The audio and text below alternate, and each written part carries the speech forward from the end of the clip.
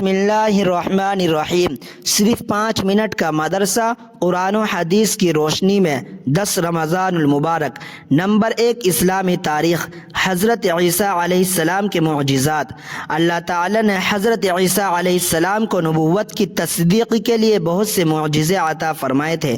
مثلا بغیر باپ کے پیدا ہونا، پیدائش کے بعد ماں کی گود میں ان کی صفائی بیان کرنا، مردوں کو زندہ کرنا، اندھے اور کوڑھی کو اچھا کر دینا، مٹی سے پرندہ بنا کر پھونک مار کر اڑا دینا، لوگوں کے گھر میں رکھی ہوئی چیزوں کو بتا دینا، ان کی دعا سے آسمان سے دسترخوان کا اترنا، زندہ آسمان پر اٹھا لیا جانا، قیامت کے قریب دنیا میں دوبارہ تشریف لانا، یہ وہ معجزات ہیں جن کی شہادت قرآن پاک دے رہا ہے۔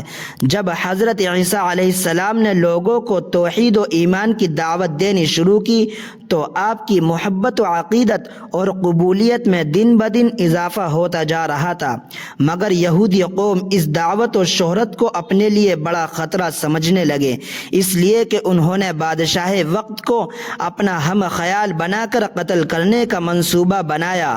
جس مکان میں آپ اپنے ساتھیوں کے ساتھ موجود تھے اس کو گھیر لیا، موقع پا کر آپ کے ساتھی بھاگ کھڑے ہوئے۔ اللہ تعالی نے اپنی قدرت سے حضرت عیسیٰ علیہ السلام کو آسمان پر زندہ اٹھا لیا اور ایک یہودی کو آپ کا ہم شکل بنا دیا، جس کو ان لوگوں نے پکڑ کر سولی پر چڑھا دیا اور یوں سمجھا کہ ہم نے عیسیٰ علیہ السلام کو سولی پر چڑھا دیا۔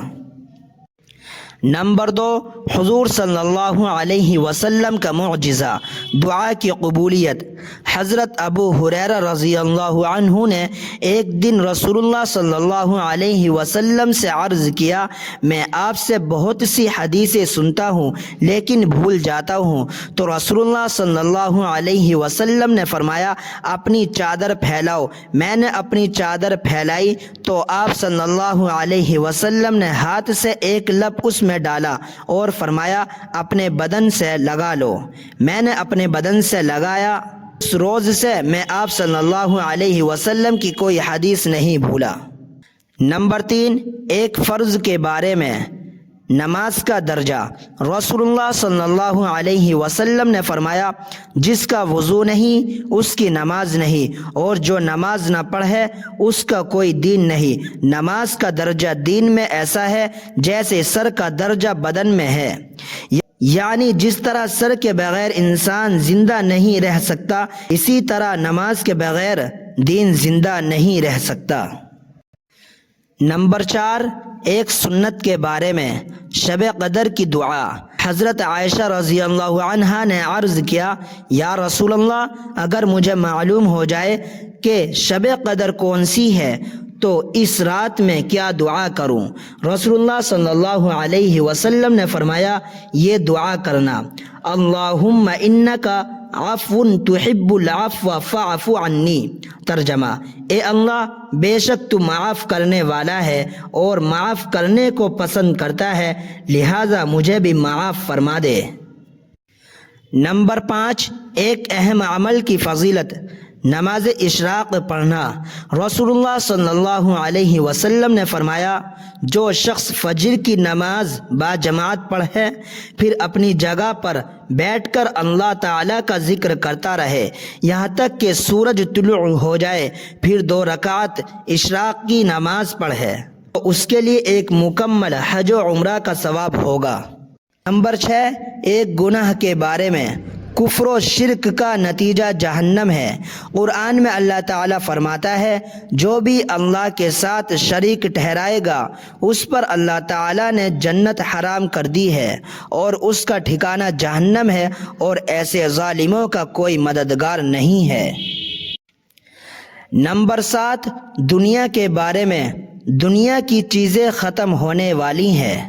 قرآن میں اللہ تعالیٰ فرماتا ہے، جو کچھ تمہارے پاس دنیا میں ہے وہ ایک دن ختم ہو جائے گا، اور جو اللہ تعالیٰ کے پاس ہے وہ ہمیشہ باقی رہنے والی چیز ہے۔ نمبر 8، آخرت کے بارے میں، قیامت کے دن لوگوں کی حالت۔ رسول اللہ صلی اللہ علیہ وسلم نے فرمایا، قیامت کے دن لوگ اعمال کے بقدر پسینے میں ہوں گے، کوئی تو پسینے میں ٹخنوں تک ڈوبا ہوا ہوگا اور کسی کے گھٹنوں تک پسینہ ہوگا، اور کسی کا یہ حال ہوگا کہ پاؤں سے لے کر منہ تک پسینے میں ہوگا، اس کا پسینہ لگام کی طرح منہ میں گھسا ہوا ہوگا۔ نمبر 9، طب نبوی سے علاج۔ خربوزے کے فوائد۔ رسول اللہ صلی اللہ علیہ وسلم نے فرمایا، کھانے سے پہلے خربوزے کا استعمال پیٹ کو بالکل صاف کر دیتا ہے اور بیماری کو جڑ سے ختم کر دیتا ہے۔ نمبر 10، نبی صلی اللہ علیہ وسلم کی نصیحت۔